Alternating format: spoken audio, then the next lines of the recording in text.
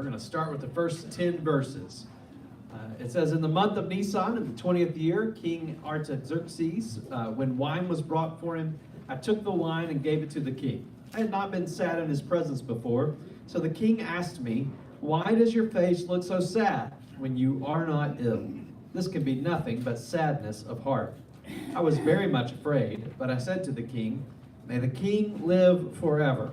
Why should my face not look sad when the city where my ancestors are buried lies in ruin, and its gates have been destroyed by fire? The king said to me, what is it you want? Then I prayed to the God of heaven, and I answered the king, if it pleases the king, and if your servant has found favor in his sight, let him send me to the city in Judah where my ancestors are buried, so that I can rebuild it. Then the king, with the queen sitting beside him, asked me, how long will your journey take, and when will you get back? It pleased the king to send me, so I set a time. I also said to him, if it pleases the king, may I have letters to the governors of Trans-Euphrates, so that they will provide me safe conduct until I arrive in Judah. And may I have a letter to Asaph, the keeper of the royal park, so that he will give me timber to make beams for the gates of the citadel by the temple, and for the city wall, and for the residence I will occupy. And because the gracious hand of my God was on me, the king granted my request. So I went to the governors of Trans-Euphrates and gave them the king's letters. The king had also sent army officers and cavalry with me. When Sanballat the Horonite and Tobiah the Ammonite official heard about this, they were very much disturbed that someone had come to promote the welfare of the Israelites. All right. So we talked last week. Nehemiah is the cupbearer to the king, the Persian king, and he receives news that Jerusalem is still in ruins. Now, this was many, many decades after people have been allowed to go back to Jerusalem from the exile. And so I'm sure his expectation was they've started all the repair work. Jerusalem is going to be in much better shape today than it was many years ago. And yet, what does he discover? What's the news that they bring to him? It's still in disgrace. In fact, they give news of really fresh destruction. That there's been a project to attempt to repair it, but that really came under resistance, and so the gates themselves are burned and the walls have fallen down. He mourned about that for 4 months, and then we get an extended prayer that he prayed to God. And at the very end of the prayer, we're tipped off that something is about to happen because he asked God for favor in the presence of this man. And he doesn't say who this man is in this prayer, but then he clarifies to the reader, I was the cupbearer of the king. So we know he has audience with the king. So that's where we pick it up in the king's court. And so here he is, the cupbearer. And remember, the cupbearer was the one who would bring the cup and other food to the king, but they would taste it beforehand. It was somebody who was very trusted in the ancient world. If you wanted to kill the king, the easiest way to do that was poison. And so the king always had somebody who would drink the wine first. That way, if it was poisoned, they would discover that. And so he is in the presence of the king. And when he does this, notice he says, I had not been sad in his presence before. So this tips us off to something, because it's been 4 months since he received this news. And yet for 4 months, he's been able to conceal his sadness. He's been sad the whole 4 months, but he had not shown that before the king. And so here we have a deliberate move, I think, on Nehemiah's part. Nehemiah. Now I'm confusing myself when I say the right name. The Nehemiah allows himself to be sad in front of the king, so much so that the king notices. Now, before we kind of read into the king's words that this is going to be a gracious encounter, but why might a servant not want to show their sadness before the king? Off with their head. I mean, very much so. The king, you served the king's pleasure. And so if the king doesn't find your presence pleasurable, he literally can have you put to death. And so if you show displeasure, one, it might be simply seen as a sign of disrespect, because the king might tell you to do something. And if you show any kind of negative emotion, the king very likely is going to read that you are upset with him. And is it good policy to be upset with the king? No, it is not good policy to be upset with the king. At least not to let the king know that you're upset with him. And so that's part of it. But also, right, you serve the king. And so even if he knows that your negative emotions are not directed towards him, your very existence is to make his life easier. And so he's probably not going to take very kindly to you allowing your negative emotions to intervene into his royal palace. He's got other business to deal with. He doesn't have time or energy or really the desire to deal with moody servants. And so this is a very precarious thing for him to show his sadness. But the king noticed, and he says, "Why does your face look so sad when you are not ill? This can be nothing but sadness of heart." We see in the king, we don't know much about this king, but we see at least there is within him a capacity to be empathetic towards his own servants. That's probably not every king who had that ability. He sees that Nehemiah is sad. He knows that he's not sick. Again, you knew your cupbearer. So your cupbearer had to be somebody you knew intimately because you were entrusting them with such a high duty. If you don't trust the cupbearer could be the very one who allows the poison to go into the cup. And so here it is that he trusts him implicitly, and he has empathy towards him, and he recognizes this deep sadness. And so he really is asking him what's wrong. That by itself is just a remarkable thing, that the king would even take the time to ask him what is wrong. We're going to see throughout this, Nehemiah says that God's gracious hand was upon him. And so part of this is, the king may have just been having a really good day, so that he had the bandwidth to do this. Can you imagine if the king was having a rough day? And that happened to be the day when Nehemiah finally shows his sadness. It's kind of like, in your own households, if somebody's had a rough day and you come in with your own problems, that isn't always the moment when your spouse is the most empathetic towards whatever you have going on, because they got their own stuff going on. And that's between two people who love each other a whole lot, not between a king and a servant. So God's gracious hand is on the king, on Nehemiah, but also on the king, in such a way that the circumstances are such that they make it more likely for the king to show empathy and kindness. But even so, when he asked Nehemiah what's going on, it still says at the end of verse 2, "I was very much afraid." Now again, I'm of the full belief that Nehemiah intentionally revealed his sadness. He's doing this on purpose, or else the sadness would have showed up before this. But even though he's being intentional, doing something intentionally doesn't automatically make the fear go away, does it?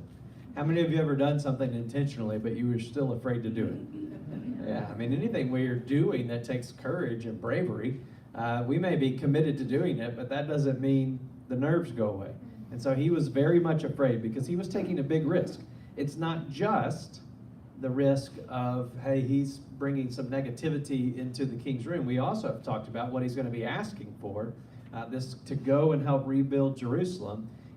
This is the very king who stopped the rebuilding of Jerusalem the last time it happened. So we don't learn that story from Nehemiah. We learn it from the book of Ezra.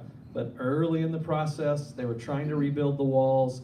As we're going to see, some of the same kind of folks who show up in this chapter started saying, hey, we don't want Israel to get strong. That's going to take away from us. In a power vacuum, other people step forward and lead. And so with Israel being really destroyed, it allowed some of their neighbors to gain some larger prestige in the area, and their prestige, their power would be threatened if Israel was restored to some semblance of power. And so they fought against that. In fact, they sent rumors to the king and said, are you really going to let Jerusalem be rebuilt? They're forming a rebellion against you. And so the king, I guess, didn't investigate it very well, and he just said, well, I don't want to have to deal with that. And so he stopped and even probably had destroyed the construction that had happened. Now Nehemiah is going to be talking to the very same king about going and rebuilding Jerusalem. He runs the risk of really upsetting him, of going against what he's done in the past. And so he says, I'm very much afraid, but I said to the king, may the king live forever. He understands what you're supposed to do in the court. So this is the way you would always address the king. May the king live forever. Why should my face not look sad when the city where my ancestors are buried lies in ruins and its gates have been destroyed by fire? Now notice what he says about that. What is the way he phrases this? What do you notice? What could it be said? What might he have said that's different than what he said? He might have said, Jerusalem is in ruins. Okay, could have said Jerusalem is in ruins, but how does he identify it? Yeah, the city where my ancestors are buried. Now, so he doesn't name Jerusalem, so that might have, by naming the city, that might have automatically caused the king's, memory to get triggered. Maybe his anxiety, Jerusalem, oh, there's a bunch of traitors down there. He doesn't do that. Instead, he appeals really to a deeper sense of kind of honor and care that the ancient world had, because he identifies it with where his ancestors are buried. In the ancient world, and in many cultures today, the burial site of one's ancestors is considered sacred ground. And so he is connecting with the king in a way that the king could also, it's a shared value. It would have been something that they wouldn't have had to have a debate about whether or not you're supposed to honor where your ancestors are buried. Everybody in those cultures would have said, yes, you're supposed to take care and honor where your ancestors are buried. That's just a good life lesson, isn't it? That when we're talking to somebody and we're trying to maybe talk to them about doing something that they may want to do, if we just stay right there at kind of that point, what we're usually going to get is an argument and not much progress. But if we can somehow identify a shared value, then that can become a starting point for the conversation. To say, we both share this value, and now I want to tell you about how I want to live into that value. That becomes a different kind of discussion, doesn't it? So one of the things in marriage counseling they teach us is that when we're having an argument, sometimes it's helpful to take a step back and say, what value are we attaching to this argument? And so, for instance, one we use is maybe there's just a big argument over who's supposed to take out the trash. Ever had that one? It's your turn to take out the trash. No, that's your job. That's not my job. And so when we talk about in life, it may be, we attach all sorts of different values to things. So it may be that somebody's able to say, I want to make sure that we are both committed to taking care of the house. And it helps me to feel appreciated when you do this. Now, so again, we're talking about a value. It helps me feel appreciated. It helps me feel like you're on the same team. Now, all of a sudden, the discussion can be about what does it look like for us to be on the same team? And this is where the other person always talk about agreeing with the value doesn't mean we have to agree on the solution to the value. So you can say, you know what? I agree that we ought to be on the same team. And I get it. On a team, people have different jobs. I want to be on the same team. I'll put the trash in and you can take it out. Yeah. So then it's like, how about I do this? If I did this and you did the trash, would that help us feel like we're on the same team? And again, sometimes it turns down the heat on the argument, because now what we're doing is together we're trying to find a solution to the shared value. And so Nehemiah is a way of arguing that helps make a connection to maybe help brings people into solution. So he's probably put out this issue. I need to honor and take care of where my ancestors are buried. Again, in the ancient world, almost everybody would have said yes. And again, he hasn't said where yet. So some of this may be he's able to get the king down the road a little bit to helping him on this before he identifies where it is. And maybe at that point it's too late for the king to back out. I don't think he's trying to trick him, but he is walking in ways that maybe he can get an audience. And so the king says to him, he doesn't press very hard on where it is, well, what is it that you want? And so then in the end of verse 4, he says, then I prayed to the God of heaven. So this is a pretty big, when the king says, what do you want? He's already gotten several steps with the king. The very fact that the king's having the conversation with him, the very fact that the king has inquired of his emotions and the reason for his sadness, that's a big step. The very fact that he responds to this with a kind of an open-ended question, what do you want from me? Kings don't tend to ask that unless they're going to be willing to give you something. And so he prays to the God of heaven. Now, I don't think he went off into a corner and prayed. This is a very quick prayer, and it's really kind of the culmination of months of prayer. But we often have uttered prayers like that. When we're about to go into a job interview, when we're about to maybe ask someone to marry us, when we're at the and maybe all we get out is Lord have mercy. But that's a prayer. It's orienting ourselves towards the God who we know without his favor, things won't happen. And so even here, he's dependent not upon his own wit, not upon his own ability to make an argument, but upon God's gracious hand. Notice also just the way Nehemiah, God gets described throughout this book as the God of heaven. It's a reminder that there may be kings on earth, but they are not the ultimate authority. That there is a king in heaven above them. And so here he's lifting up his prayer to the God of heaven. And so he says, if it pleases the king, again, this is polite, it's courteous, and if your servant, he's humble, he's keeping himself in his proper place. If your servant has found favor in his sight, let him send me to the city in Judah. Again, does he name it? Just a city in Judah, where my ancestors are buried so that I can rebuild it. We pick up here. It is direct, though. This is, again, Nehemiah is a wonderful book on kind of leadership. Nehemiah is humble, but he's also direct. Sometimes we think the two don't go together. So sometimes we think in order to be humble, we have to beat around the bush, or we have to, let other people figure things out. He doesn't. He gets to the point. He's humble. He asks politely. He asks courteously, but you have no doubt what he's asking for. He's clear. What does he want to do? He wants to go back and rebuild the city where his ancestors are buried. And so in the next verse it says, the king with the queen sitting beside him. And there's a little bit of a tip. This probably means this is a more intimate setting. We always think of kings and queens sitting together, but in the ancient world, especially in this culture, the queens were not often right there in public settings. If they were having a big feast, it would often be all the men, not the women. Notice even in Esther, which is sort of a corollary to this book, she's only invited in. She's not just there. So this would have been more of a behind-the-scenes sort of thing. So this is an intimate setting. And notice how he gives this, and the king just says, well, how long do you think it's going to take? That's a pretty positive move, too, that he's asking follow-up questions. He doesn't just say no. It's really more about, okay, I'm open to allowing you to do this.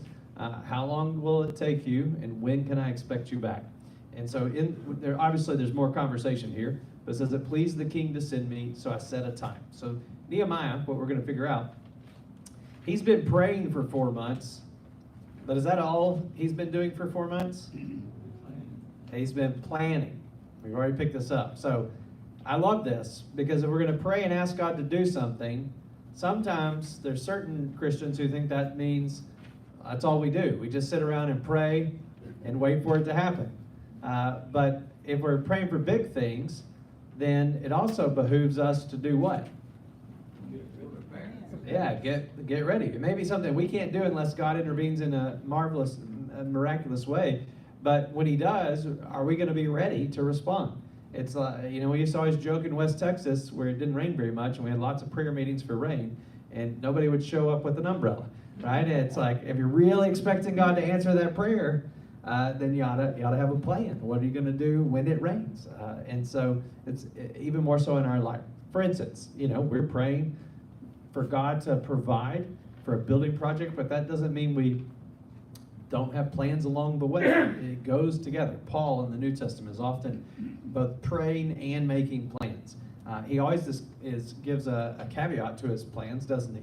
He'll say, if the Lord wills. That doesn't keep him from making plans. And so, again, plans by themselves are not anti the Spirit of God. Sometimes in preaching classes, we talk about this. There are some preachers who they wait on a word from the Lord, and they think, well, I'm not going to move until I get a word from the Lord. And on Saturday night, often they're still waiting for a word from the Lord. And, it doesn't mean, here's what I always say, God can wait until Saturday night to give us a word, but we might want to start working with him on Monday morning. Trusting that the Holy Spirit can show up in my office on Tuesday as much as he can late on Saturday night. Right? We want to work with God. And again, God can always change the plans, but it's okay to bring plans. And so he has plans. As soon as the king kind of says, hey, you've got a green light, you just notice he has plans. He's already thought it out. Nehemiah is a systematic thinker, because you can tell he's thought through all the steps. What am I going to need? The first thing he asks for is he needs a letter of safe conduct. So the ancient world, especially if you're a servant of the king and you're traveling through the ancient world to a city that you're going to start rebuilding a wall, a lot of that could be seen as treasonous if you didn't have the king's permission. And so he understands it's not good enough just to have the king say, sure, you can go. He's going to have to prove that every step of the way. And so he's asking for the proper credentials to go with him. And then it doesn't do you any good if you can get all the way there, but then what? Don't have anything to build with. And so, he's a servant. He probably has some resources, but he doesn't have enough resources to build a city. He's having to ask the king for favor. The king is actually going to have to fund this. And so he's asking for a letter for the supplies. This is so that he can gain the supplies. And notice all the things he asked for. Timber to make the beams for the gates of the city, for the temple, the city wall. And notice he even includes what? His own house. Right? He doesn't know what he's going to find in Jerusalem. He doesn't know if there's going to be somebody who's going to take him in. If he's going to be the boss, as we're going to see, he may just need his own kind of headquarters. And so it's interesting when we think about plans and prayers. Sometimes we think, well, we'll take care of everybody else but not take care of our own needs. But is that a long-term recipe for success? No, this is kind of the whole oxygen mask in the airplane thing. Nehemiah, I guess, could have slept on the streets the whole time, but that probably won't help him be the best leader that he could be. Again, we're going to talk about he's going to get this done in like 52 days, and so he's going to need to take care of himself in this. So he includes even his own residence. And he says, because the gracious hand of God was upon me, the king granted my request. And so he does even more so. Look what happens next. So I went to the governor of Trans-Euphrates and gave them the king's letters. And the king had also sent army officers and a cavalry with me. Again, what did he ask for? A letter. And what did he get? A letter and an army. That's pretty helpful. You could show a letter, couldn't you? And it says, hey, I've got permission to be here. But you know what says even more that you have permission to be there? You have the army with you. And so that's what you've got. Now, just because you have all this doesn't mean you're not going to upset people. In fact, the army probably helped upset people. Here he comes rolling through with an entourage, and you got some folks who are already the bigwigs in this part of the world, and they're not very happy with it. It says Sanballat and Tobiah heard about this, and they were very much disturbed that someone had come to promote the welfare of the Israelites. Again, this is one of those cases where they perceived the Israelites' welfare as what? A threat to their own well-being, their own power. This is just the way the world works, isn't it? That if we gain in power, other people will perceive that as a threat. And so this is where Nehemiah finds us. Now, he doesn't necessarily know about that yet, but in hindsight, he knows it's happening.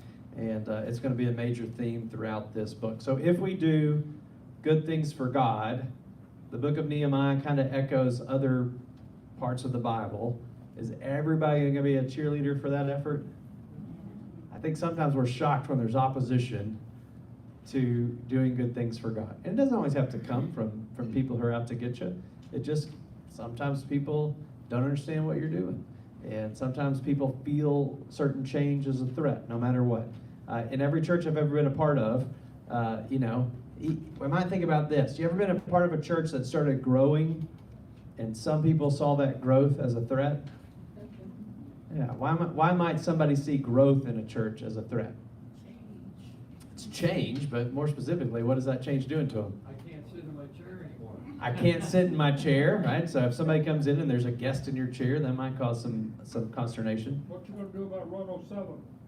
We got questions about what's going to happen to my spot. So some of it's just safety and security. I experience safety and security in this church, but if there's too much change, then the very place that I feel safe and secure, that feels like a threat to me. I think there are other reasons. What else? Yeah, maybe he's a hot shot. He's a hot shot. And then somebody comes in and bumps it down. There you go. So that can happen. So, especially if it's a smaller church. So think about this. If it's a smaller church, and I've been a part of a lot of wonderful small churches, if it's a small church and we have a business meeting, and you show up to the business meeting and you talk, you got pretty good input in that church, don't you? I mean, And so your opinion helps move the needle, so to speak. Or not. Or not, yeah. But if it's, the church starts growing, you either have more people at the business meeting, or let's say the church gets so big that you can't even do business meetings the way you used to do business meetings. And now you're used to being able to stand up and voice your opinion and be heard, but that doesn't happen as easily with growth. That can be perceived, You need more people to serve. yeah, you need more people to serve. Maybe I have a prominent service position, but with more people, maybe now 3 people get to do what only I used to get to do. And that, we're just human beings, so that made me feel really special. Yep. Might lose my parking spot. I might lose my parking spot. If we're doing a route, I've lost my parking spot, everybody. So I'll tell you what an old man I am. I like to park over here, because when I come in and out of the door every day, the men's restroom is right here. Okay, that's my very spiritual reason for parking right there. And I just need you to know, it's messed up my routine that I have to go to the men's restroom and then walk all the way around the ring to go out the door in my car. So I'm getting extra steps these days. So all that happens, and so you know, we can. It's easy to pick on these guys, and they're going to give us plenty of reason later on to pick on them. But it's human nature that even when good change happens, we can perceive it as a threat. And it's always easy to blame this on other people. I mean, if we search our souls, you know, we sometimes are the ones going, I don't know about this, you know, because it feels like a threat to us. I have been known to be that person. All right, let's pick it up in verse 11.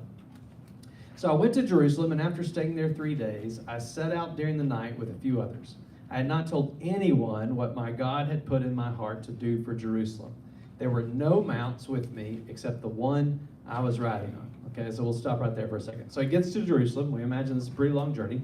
You know, we're going to figure out that Nehemiah is a man of action. Again, he's going to get this wall built really quickly. He's going to get this whole wall built faster than we're going to get the roof replaced on our church. So again, you think he's going to get a wall around a hole? We got to go talk to these people. I mean, that's probably, you know, we could start a business, Nehemiah's Roofing Company, and promise to get it done in 52 days, right?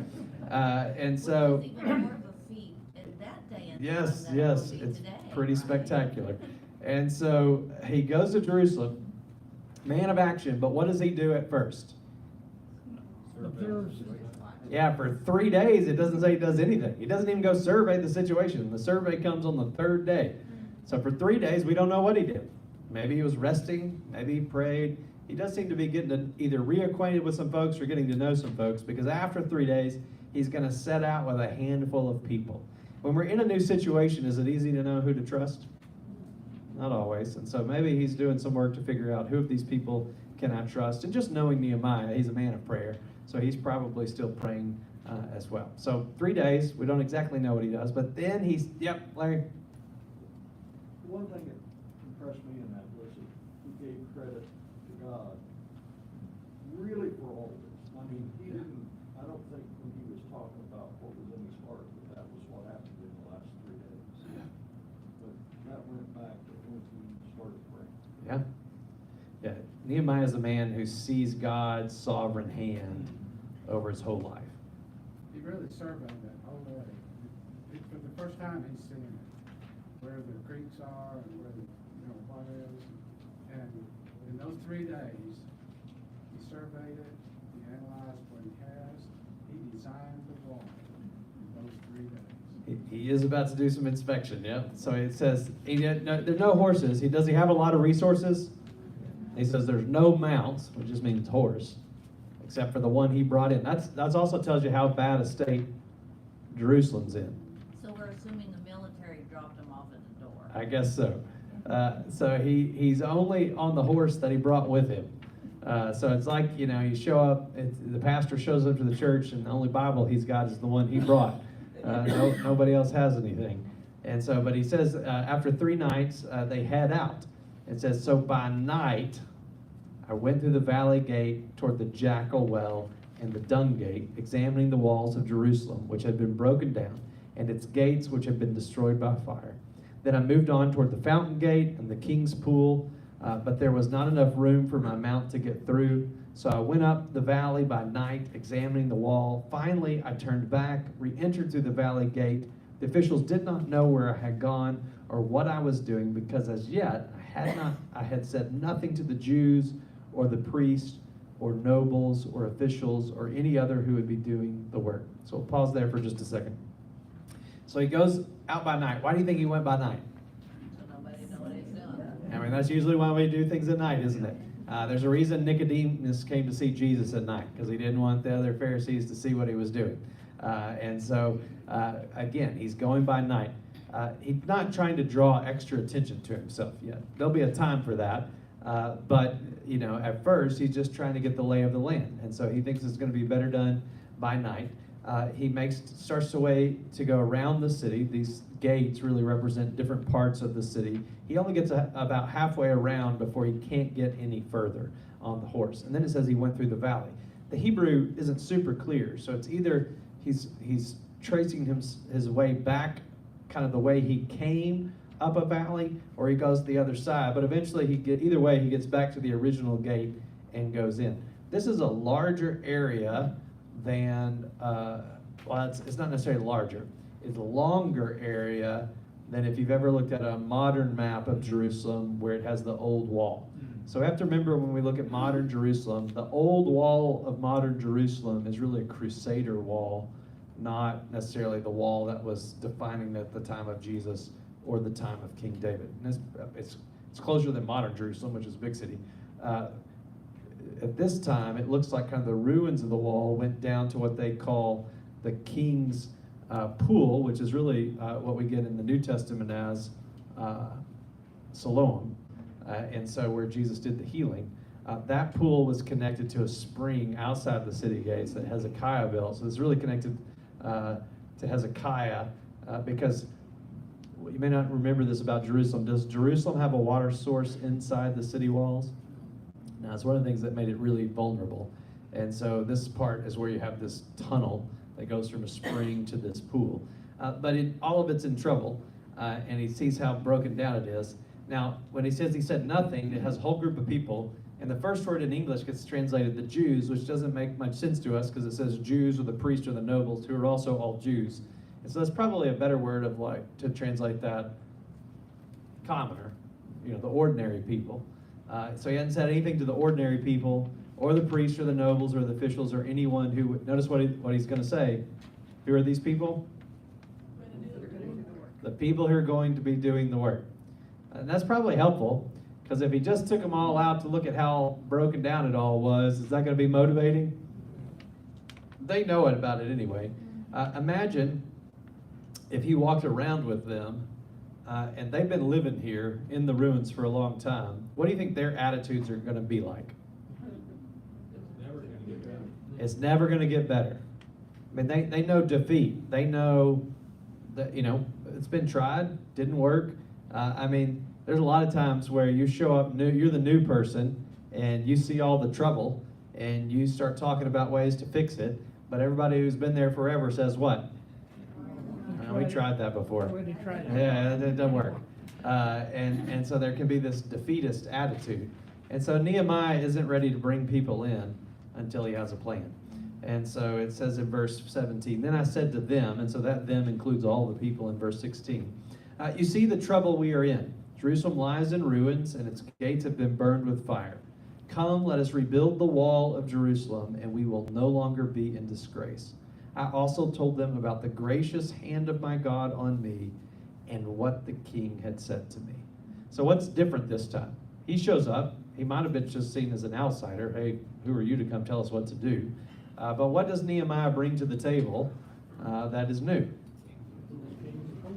Yeah, he has the king's word, so he has all the king's promises. But does he just show up saying, hey, I've managed to talk the king into helping us out? Resources too. Yeah. He says God's great. He's got the king's resources, but he says, I've got God's hand. I've got God's hand on me. And so he's able to communicate, look, I realize that things have not worked out in the past.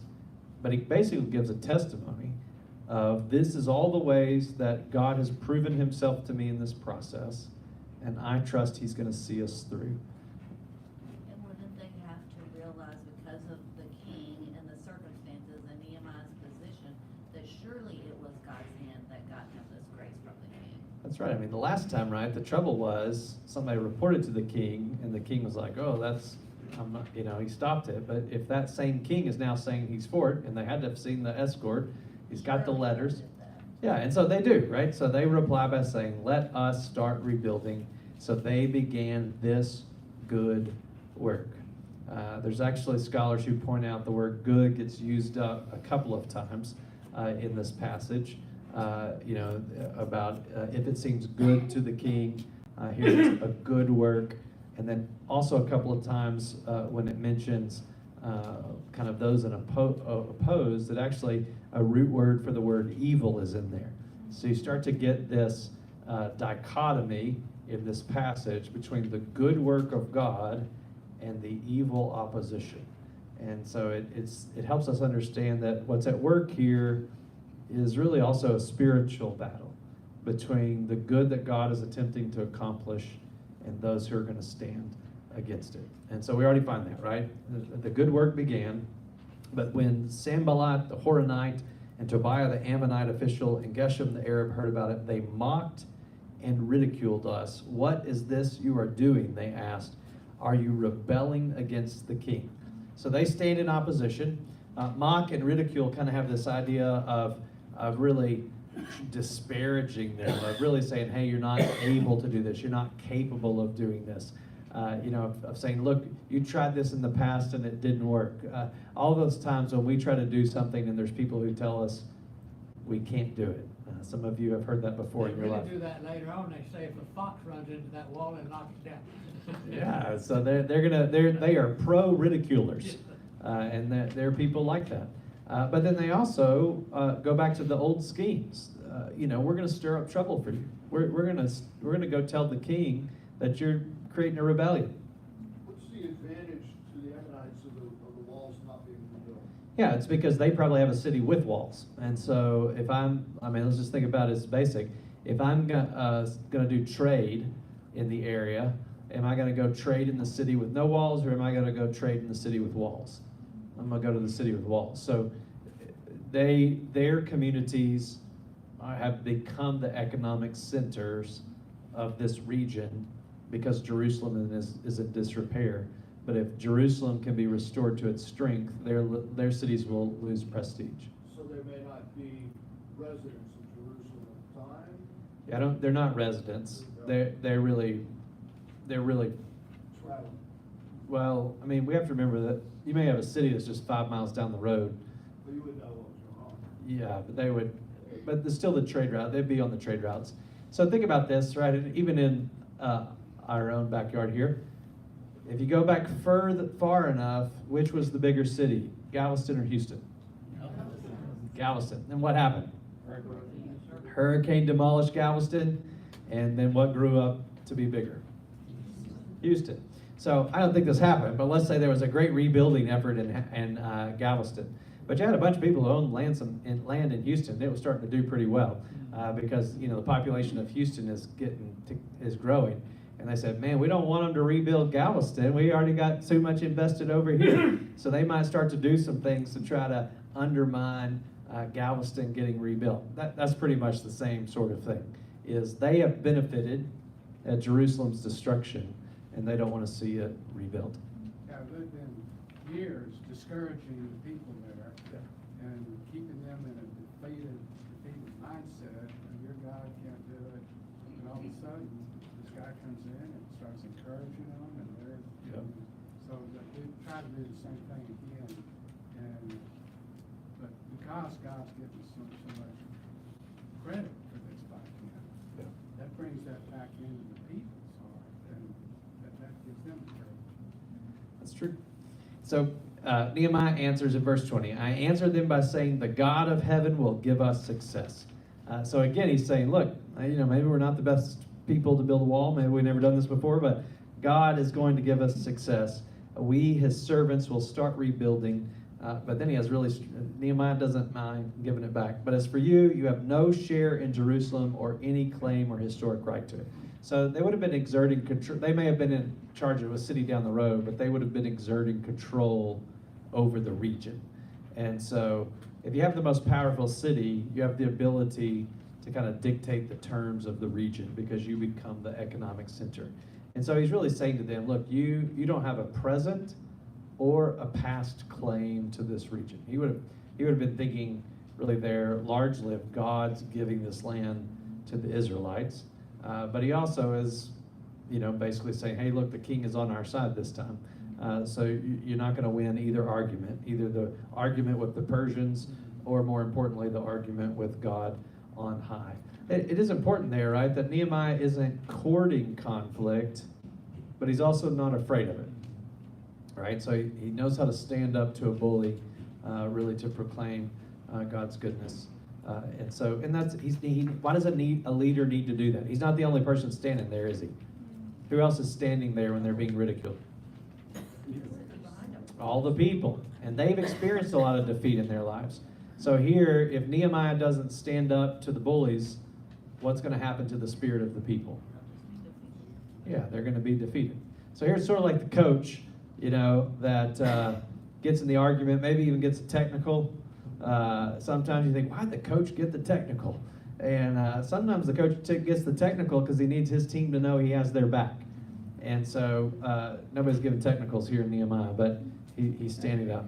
When we think of this, Nehemiah has often been used as an example of an effective leader, and really is a spiritual leader. But when we think of the two, Ezra and Nehemiah, Ezra's the priest. He's the one that's really going to kind of lead the revival of the reading of the word and everything. But Nehemiah is in some ways a more compelling figure, and we might almost think of him as a bureaucrat. I mean, he's getting things done, but because of that, he also gives us great examples of what good leaders do. And so here he shows us good leadership in a lot of different directions. At the beginning of this chapter, we're reminded: is he at the top? Is he the CEO? No, he's not. He's middle management at best. And so he has to answer to others. But then by the time he gets to Jerusalem, he's in charge of a major project. And so he shows us leadership in both directions. What are some of the things he does in this chapter that model for us what good leadership looks like? Just things you notice. He starts out praying a lot. He prays a lot, so that's a good thing for any leader to do. He's organized. Yeah, he's thoughtful. He has a plan. Plans are always good. He assesses the situation, comes up with a plan. Yeah, notice he doesn't come from Persia with the plan already in his hands and say, all right, guys, this is what we're doing. No, he evaluates what's happening on the ground. We can have the best plans, but if we formulated them without actually looking at the circumstances of where we are, that doesn't happen. There have been lots of pastors, they go to a conference at Saddleback or somewhere else, and they see how this big mega church does it somewhere, and then they come into their little local church, and they go, we're going to do it exactly like this. And all the church people roll their eyes because the last 5 pastors have tried this from different churches. And right, we got to see what's on the ground. Now, it doesn't mean we can't learn things from other places, but every place is unique, and so we have to see what the unique situation is there. What else does he do? And he shows diplomacy with the king. He's very tactful. He's definitely not a bull in a china shop, and there's times for that. But if you're not the number one in charge, it may not always be the best policy to walk in and act like you are in charge. And so here he does. He shows diplomacy, tact. Humbled himself. He's humble. Yep. Not afraid to ask for help. He isn't afraid to ask for help. That's a big thing, isn't it? He does not have the resources to get this done. And so what does he have to do? He has to ask for help. It's kind of a growing edge for me. I've never done a building campaign. But I don't know if you know this, I don't have $6 million in my bank account. And so, if we're going to do a big building project, what am I going to have to do? I'm going to have to ask for help, right? And so that's sometimes we got to do those things. And so Nehemiah does that. Yep. And he's shown that his authority is there and real and influence because he brought all this stuff from the king. That whole scenario says this guy's got something here. Yeah, Nehemiah. He increases that by how he talks. Yeah, that's wonderful. So Nehemiah, right, he's the cupbearer. So it's not like he was just some yahoo on the side of the road. He had lived his life in such a way that had helped him move into a position of influence. So it's always a both and for us. Now God can pluck us out of obscurity and use us, but even then, God loves to pluck people who, they may be in obscurity, but usually their character is solid. We think of Mary, right? So God, in His grace, chooses Mary, and yet to be the mother of Jesus, and yet we do get in that picture that there's something about Mary's character that even though she's in obscurity, even though she's not somebody that anybody knows, that God is judging the heart. We think of the story of David. And David's the youngest. He's out in the field. His own dad doesn't really even remember he's there. And yet Samuel says what? Men look at what? The outside, but God looks at the, yeah. And so there's a sense in which if we'll take care of what we can take care of, which is our own character, right? So it doesn't matter my circumstances. I can be of low circumstance or high circumstance. The only thing that I can take care of is me. I don't know about you. I cannot influence the stock market. If I could, I would, but I cannot. I cannot influence the weather. I cannot influence what other people do, generally speaking. The only thing that I can do is what? Me. I can live with character, and if I do that, God does seem to say, you do that long enough, you're faithful in the small things, then when the time comes, I'm going to entrust you with some big things, and my gracious hand's going to be upon you and move things around. Jerry? The key, and Larry spoke of this, he constantly gave God credit. Yeah, gave God credit. And that brings the memories of these people that what God had been in their lives for centuries and generations. And that had to give them encouragement because God's presence and strength in them. Yeah, Nehemiah, for Nehemiah, God isn't an add-on, right? It isn't, he begins with prayer, he lives in prayer, he gives God credit, he views, right, he just trusts if this is God's plan, it's gonna succeed, and he tells the opposition that. Sometimes, it's been described, most of us want God with us, but only on an advisory, capacity.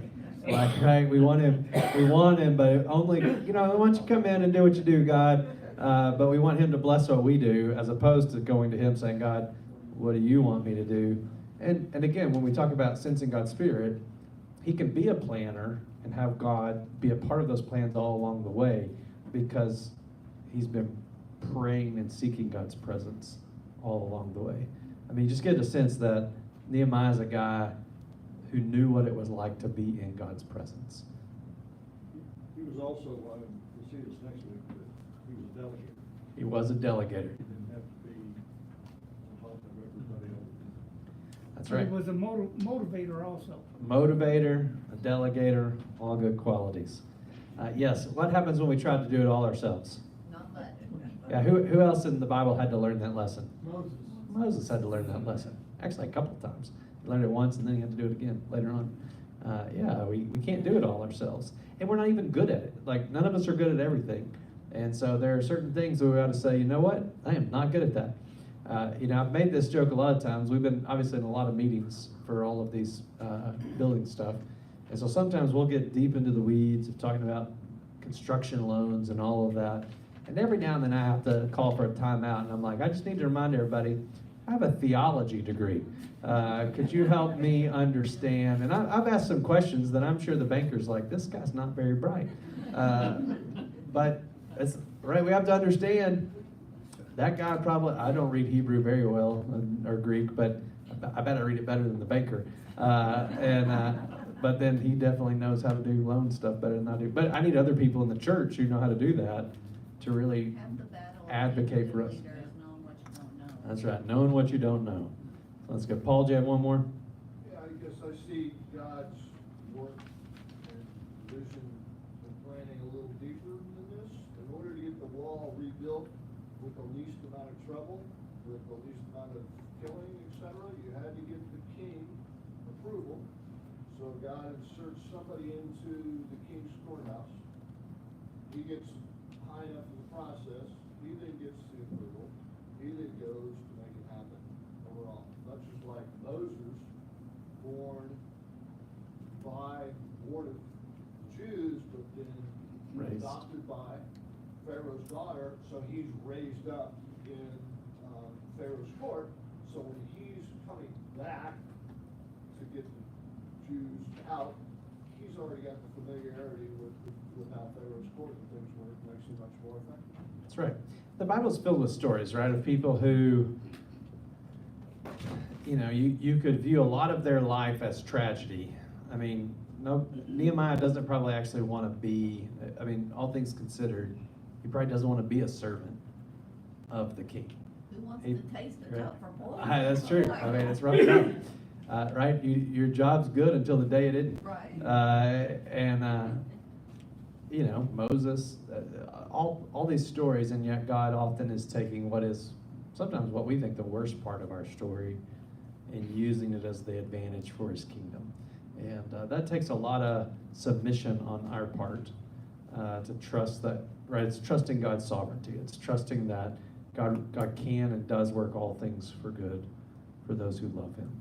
And so that's where God calls us. Yep, Dee. I have a question. How did he become the cupbearer? Yeah, so he is far enough along, right? We're out of the Babylonian captivity now. So we're now the Persians have come in and taken over. So he wasn't a part of the original crew that got carried out of Israel. So he's basically a child of the captives.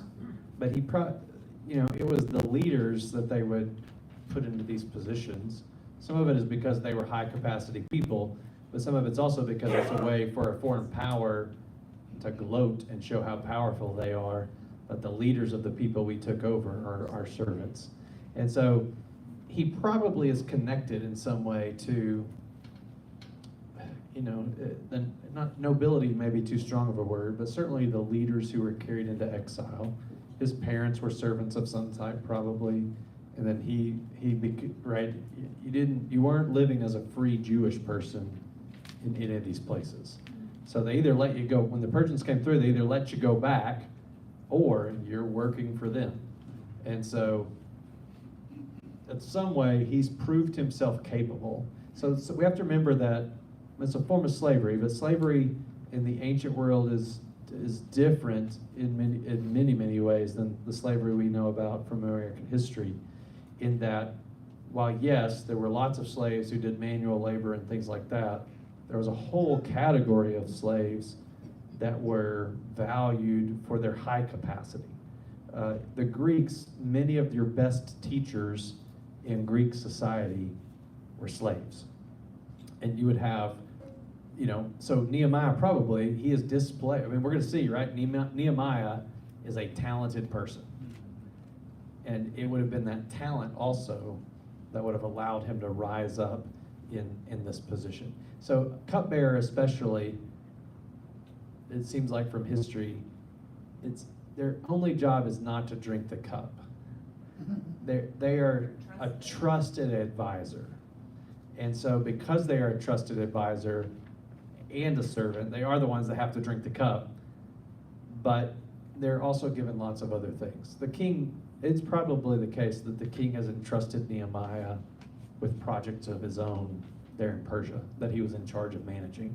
This isn't probably the first project that Nehemiah, so back to Dan's point, or Paul's point with Moses, just like Moses was raised in Pharaoh's court, and that's giving him experience that God later uses as he kind of leads the Israelites. That probably is the case. We don't know that for sure, but that's probably the case for Nehemiah. So even more miraculous, God's hand in having the king let him go, because you're letting go of one of your right-hand people, so Yeah. to speak. So who's Yeah. gonna step in? So that's even more. And we don't, Nehemiah's given all the credit to God. We don't have to think of, the king is probably also thinking, I'm gonna get credit for this, right? Because you're always, as a king, if you've let people go back, you're also trying to always manage, how do I maintain just enough loyalty from these people that they don't rebel and cause me trouble? Now, he had plenty of power to squash a rebellion, but all things being equal, you'd rather not have a rebellion than have one. It's a lot easier if you can just keep people happy. And one of the things they did is they would let you rebuild your temple, and you could worship, this is the Persians, not the Babylonians. you could rebuild your temple, you could worship your God, but part of that was when you do so, you're going to pray to your God to bless the Persian kings. And so that's part of it as well. They did this all over kind of Mesopotamia. All right, well, we'll pick it up next week when we'll start getting the builders of the wall. Let me close this in a word of prayer. Lord, we thank you so much for the folks in this room. We thank you for just the way, Lord, you call us together to, Lord, be a part of your kingdom in this place, using our different gifts and talents for your glory and our neighbor's good. Lord, we pray that as we go forth this week, we'd listen to Nehemiah, we'd follow his example, and Lord, we'd use the gifts that you've given us, Lord, to serve you, but knowing that we do that best when we spend every day with you in prayer. We pray this in Jesus' name. Amen. Have a blessed evening. Pastor.